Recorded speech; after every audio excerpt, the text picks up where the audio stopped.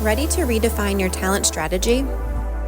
Let's make Redefine the word of the year for your success. Introducing RAS, Recruitment as a Service. Outsource your talent strategy with the O'Connor Group.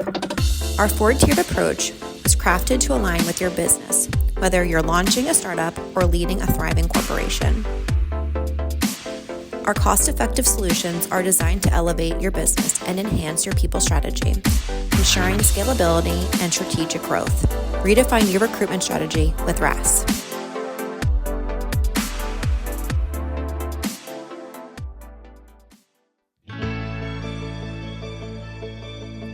And with that, welcome back. I am Marcia O'Connor. I am your proud podcast host today for Shadow Her.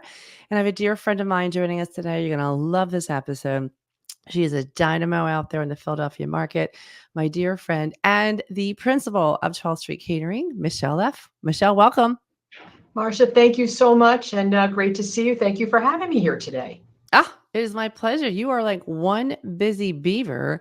I don't know how you do it. You have like the best catering business in Philadelphia, but you do have a wonderful story behind it. And as you know, Shadow Her was basically formed to help women entrepreneurs, especially with their operations. And if there is one company in Philly that does their operations smooth and so seamlessly, it is 12th Street Catering. But I want you to go back because you've been doing this for a long time. Like, just how did you get started? Tell us everything. Yeah, it's a pretty crazy story. I've been in business for 42 years, and I started this business sort of by happenstance. I was getting my master's in business from Temple and had no interest in the food business. This was just something that I thought I would help at that point, it was my boyfriend. He wanted to do something while he would go back to school. So we had this little vision that we would open something in the Reading Terminal Market. And we decided to open Mexican food because there really was not very much in the Philadelphia marketplace at that time. And unfortunately, he burnt his hand a week into being opened. And so I'll always remember the horror of taking my shoes off. I had just come in from an interview in my suit and my pumps from an interview, had to take my shoes off and jump behind the counter and help because he had to go to the emergency room. And I loved it. I ended up working there for about 3 weeks before he was able to get back in the saddle. And we just got, every night I was like, we could do this and we could do this and we could do this. And I was really excited. Of course, my parents were appalled. They're like, you just got you're just finishing your master's. What are you doing in the food business, the Reading Terminal Market? And I think that's probably one of the kind of the pieces, if I could share to anybody who's on their entrepreneurial journey. It was actually a moment that my parents and I almost didn't talk for about 3 months. It was really a tense period because they didn't understand what I was doing, or they just didn't understand it. And I remember a huge mentor for me at that time, my husband's mother was a very scrappy lady. She had 3 young children, a 5-year-old, a 4-year-old, and a 2-year-old. And her husband died when they were that age in a horrible car accident. And I remember she was the one adult. Everybody was sort of looking at me like, what are you doing? You've segued, you're taking a different path. This isn't what we expected. And she looked at me and she said, there is not one path. Who says you have to be an expert at one thing your entire life? And I remember that, like, my eyes were like wide open. I said, really? Like, my training, I skipped 12th grade. I went to college. I got my master's scholarship for my master's. Like, I was on a fast track. And suddenly this segue didn't make sense to people who knew me, but they also didn't understand that I knew that my instincts felt that this was really something that would be fun and that I wanted to take this journey. And ironically, we'd been open about 3 months and we started all kinds of businesses and we were doing wholesaling because you couldn't find any of the ingredients. It tapped into both my husband and my entrepreneurial spirit. And we won Best of Philly at the 3-month mark. Wow. And suddenly my family was like, oh, maybe you are doing something that makes sense. So it was funny to get that award, and that was kind of the pivotal moment when they were like, "Ah, there is something here." So it's been a really fun journey. But isn't that interesting though? You this one that one day, that one chance, that one time pretty much just changed everything. And you've done very well with it. And you had, I mean, thank God for your, husband's mom to say that because she's so right. There is no one path, never will be. And as an entrepreneur, you might have even more paths than you ever imagined. But it is a shame because I think a lot of people don't start their dream because somebody else is telling them basically not to. I think that's really true. Or, even, sometimes you'll hear people say, well, you need a 3-year plan and a 5-year plan and a 10-year plan. And I don't know. I've had a really successful career, and those plans, I think as an entrepreneur, you have to be really nimble. Yes. Sometimes if you're not nimble enough and you're too busy worrying about your 5 and 10-year plan, it's going to pass you by. I think that, I've really uh, enjoyed just taking what creative opportunities have come my way and running with them. Yeah. Maybe too much so at times. And I think I've learned that lesson over the years is be a little more judicious in what opportunities come your way. I think it's easy to kind of get excited or to get flattered by the opportunities. And as you grow, I mean, of course, not in the beginning. In the beginning, you want to try if you're willing to work hard. But yeah, I think taking those opportunities and just being a little more careful as you get bigger. Yeah, and it's interesting too because like you were at Reading Terminal, which is a very busy place. You got best affiliate in just 3 months, which is unheard of kind of a deal. And is that how you decided to call it 12th Street Catering? Yep. We started as 12th Street Cantina. And actually, we had that business for 36 years. We only closed it right before the pandemic. Wow. We had a very active and busy business in there. But um, what had happened was we started to, in order to supply ourselves with all the ingredients that we needed, we had to go to all the border states and into Mexico and into California and source suppliers. So we started shipping freight containers back. And then, of course, you needed a warehouse, and then you needed trucks, and then you needed a team of delivery guys to distribute. And so we ended up starting a wholesale company. And at a point, then started opening up cantinas in supermarkets. So we had about 15 12th Street Catering, 12th Street Cantina stores in supermarkets, predominantly in Gennardi's and Zagaras. And we did that for several years. And then we opened up a full service fine dining Mexican restaurant called Zocalo. And we had that for 10 years.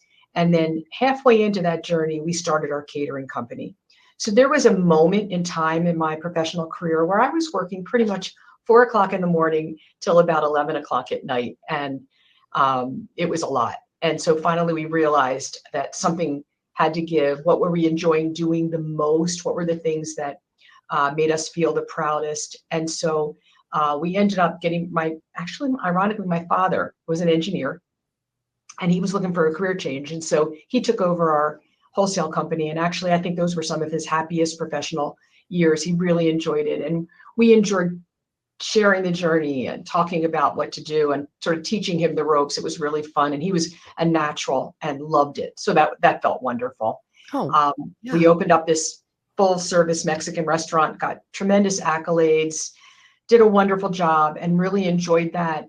But as we were doing all of this, I found that the catering piece, which is now I've done every part of the food chain, from wholesale to retail to cafes to opening up smaller restaurants to bigger restaurants, that my favorite thing is catering. And I think it's because it's the most challenging. Talk Mm, about operational logistics and knowing where the trucks are, how to get everybody there, teams of people, where to get them at what time, how to manage the supply chain, how to manage the pipeline of business, what we're going to get, who do we connect with, how do we make it happen, how do we get new venues. Yeah, it's a lot of details, and I find that challenge just really was everything I love. Being able to be super creative. I have this very creative team. I like being creative. I think when we were at Zocalo and we would spend all day making these fabulous specials. And our clients would come in and they'd say, oh my gosh, that sounds so delicious. Can I just have what I had last time? And so what happens is in a restaurant, you kind of have more of your comfort. With catering, people really want to show off a little bit more. So we really get to be creative. We have a 10,000 square foot area of our commissary that we call our toy room. And this is where we get to design and elevate the experience for our guests. And it is so much fun to do that.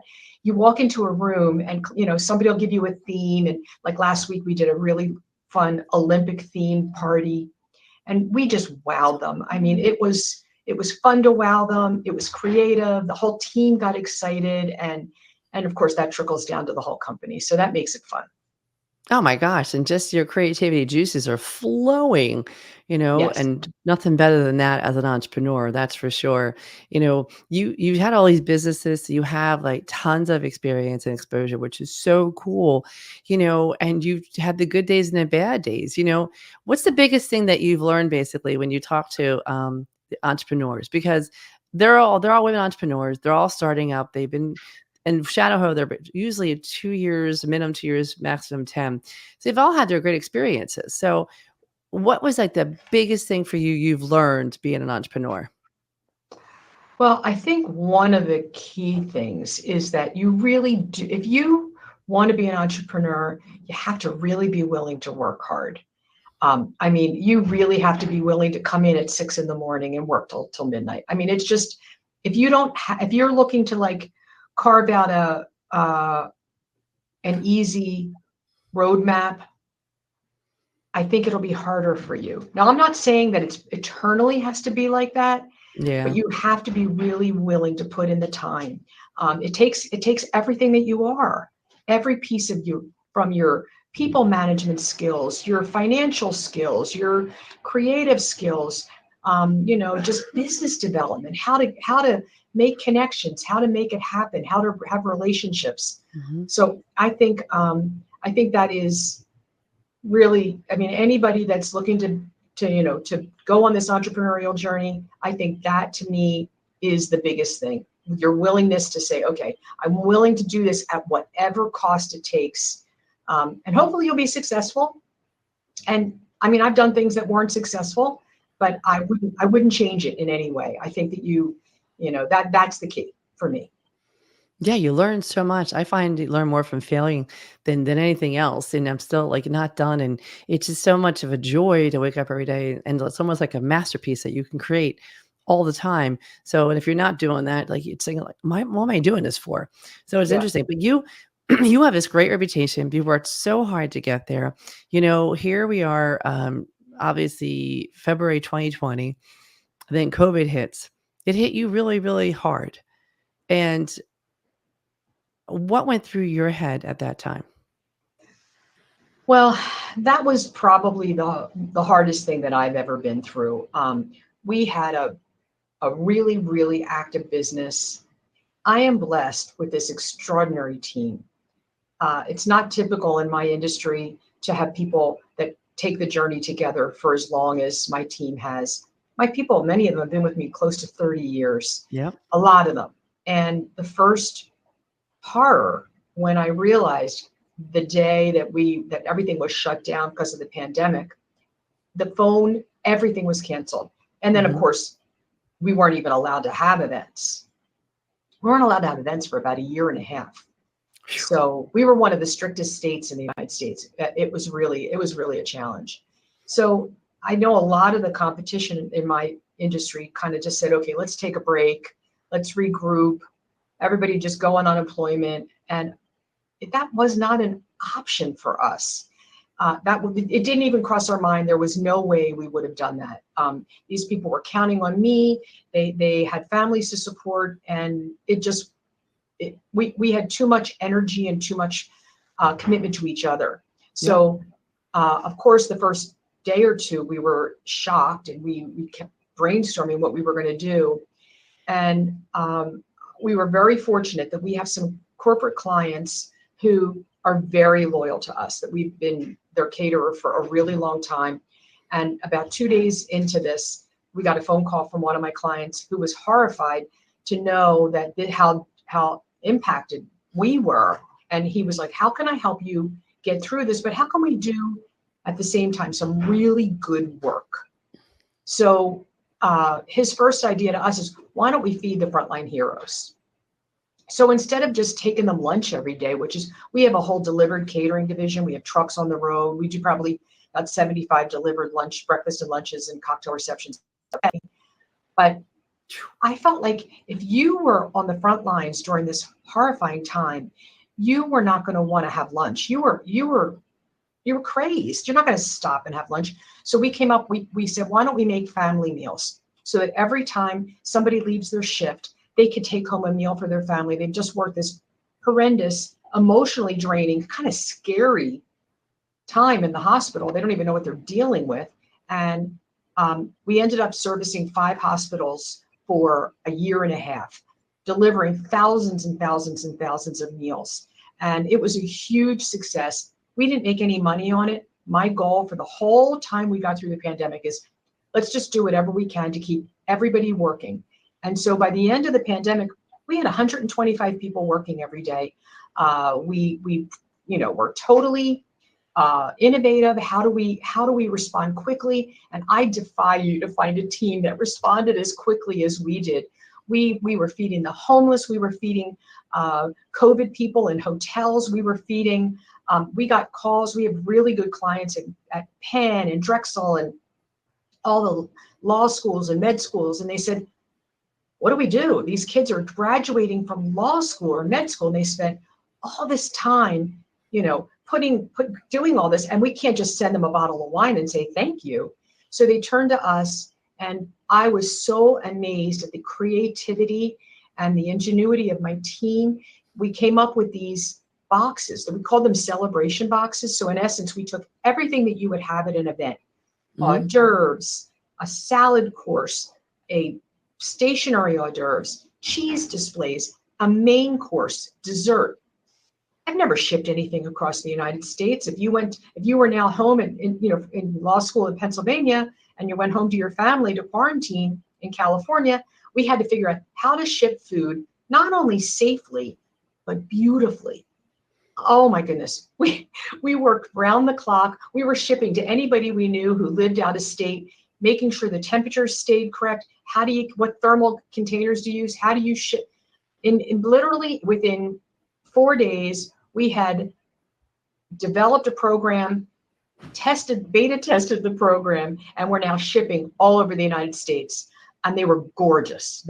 We found all these beeswax wax that we were packing things with, and herbs, and it looked really pretty. So bottom line, I was super, super, super impressed with this entire team, honored to be able to be their leader, and thrilled that we could get through that with so much success. And we learned a lot about ourselves, about being really innovative and being just willing to think creatively and outside of the box. We're gonna take a quick break to talk about that a little further, but it's such an exciting thing. It's such a great story. It's such a tenacious but endurance, perseverance story. We're gonna talk more about that in what she's doing now, basically, with 12th Street Catering. So stay tuned. I'm Marcia O'Connor, your host today for Shadow Her podcast. Stay tuned. When I founded Forge Wealth Management, I created a firm that aims to put our clients' interests first. Our clients are our priority. We create customized financial plans tailored to your needs and deliver them in a clear and concise manner. We are committed to our relationship with you and want to be part of your life journey. Welcome to Forge Wealth Management. We look forward to meeting you. And welcome back, everybody. Don't forget, today's guest is the awesome Michele Leff from 12th Street Catering. She just went into basically talking how they survived and the creativity and the ingenuity they came through the COVID. And now, COVID is not that it's over. It's never going to be over, I could say, but that life started to bloom again, in 21 and 22. And then where did that take your company? Because I'm sure whether you knew it or not, but all that goodwill actually catapulted you even higher. So talk about that. Yeah, I think that really uh, we garnered so much goodwill. People were really Mhm. grateful for what we did and proud of what we did. Like they could say, look what they did for us and how they helped us. And that has definitely catapulted us to the next level. We're we've grown our employees. We're well over 350 people.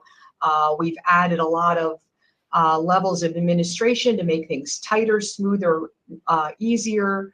We're in the process of, we have a 35,000 square foot commissary, and we're in Mm. the process of renovating it to add some more kitchen space and to add some more office space. We dug out some basements. We're building up, we're building out, we're building down.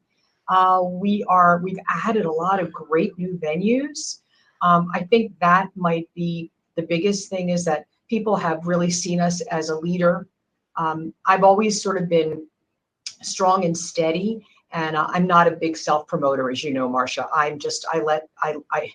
I like to do a great job, but I think that kind of put us a little more in the forefront of what's happening in the Philadelphia food world, Yep. and we've really grown because of it. And I think we're set up for some really strong years, and we've got an amazing team. We're super passionate about what we're doing, and I get to taste all this delicious food all the time. I walk in and I have really fun things sitting on my desk and innovative, creative Love it. menu offerings. So it's great. It's really fun.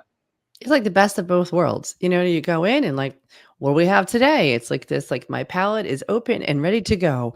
And Exactly. what a fun thing to do in your life. And knowing that you make an impact and you've done so many great things out there. And yes, you are one of my most humble friends that I have that have this amazing business. And you never really rave about it, but I'll rave for you that the food is absolutely spectacular. You've done so many of my events as well. And it just, people always say, no matter what kind of party I had, they're like, but that food was so good. And people always remember the food. They just do. And it makes it much more for having a good time. But we're helping here women entrepreneurs out there. And you are definitely a shining star of a female successful entrepreneur in this town. You know, they're struggling, a lot of them. They're trying to get moving. What kept you going? Because I am sure you had some years that were rocky. I mean, the 2008 recession. I mean, you've been doing this for 40 some years. You've had a lot of things thrown at you. What kept you going? It's really funny. I think it's you're either innately that driven or you're not. It's just, I'm driven. There is not a door that I won't knock on, or Mhm, a ceiling I won't try to push past. If things get tough, I'm going to find a solution. mhm, I am just, I feel like it's just being that driven, um, pushing that hard. And, if there's been moments that have been trickier than, looking deeply and, critically at what I might be able to change mhm, or do differently. I mean, selling Zocalo was a hard decision to sell our restaurant. I was doing well, but I also knew that for the trajectory of our business, that was the right thing to do. We had a time, as I said, where we had all those restaurants in the supermarkets, and just looking at the bottom line and saying, for the amount of effort, is this giving us the return that we want? And so, you make some good financial decisions as well. But again, I think when you hit a ceiling, do you have the strength and the drive to push through it? And I think that you can, if you're willing to just say, okay, this is a little tricky. How do I figure this out? yeah, but you gotta have that. And if you like, failure was not an option. That was my Not an motto, option. during the Great Recession. And it was like, well, failure was not an option. So we're gonna pull through it and open it up to the universe and say, hey, I need new business. I need things. And God knows it happened, which is really cool. What's next for you? You've been doing this for so long. I ask you this all the time, by the way, and I'm just like, Is retirement or slowing down in your cards? I think slowing down a little bit is in my cards. My husband is bugging me to take more vacations, so I'm working on that. We're currently taking the EOS journey, and Nice. we're doing that with Maria Baseggio, and she's amazing, and we're really enjoying the experience. And I really feel like I've got the right people to Nice. continue to lead this company as we go forward.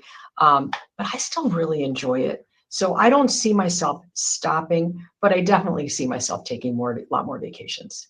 Yeah, well, good. You deserve it, but you Well, do some fun vacations, that's for I sure. So do. you do. I do. I have an adventurous husband, and I'm fortunate. He loves to plan these trips, and he'll say, "Okay, what do you think of this one?" I'm like, "Okay, let's do it."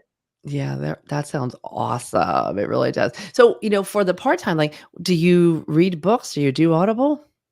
I read books like crazy. I don't go to bed at night unless I read a book. It's part of Nice. one of my rituals. And I've gotten really, really obsessed with working out. I find that like I went to the gym yesterday. I'm getting pretty good at Pilates. Nice.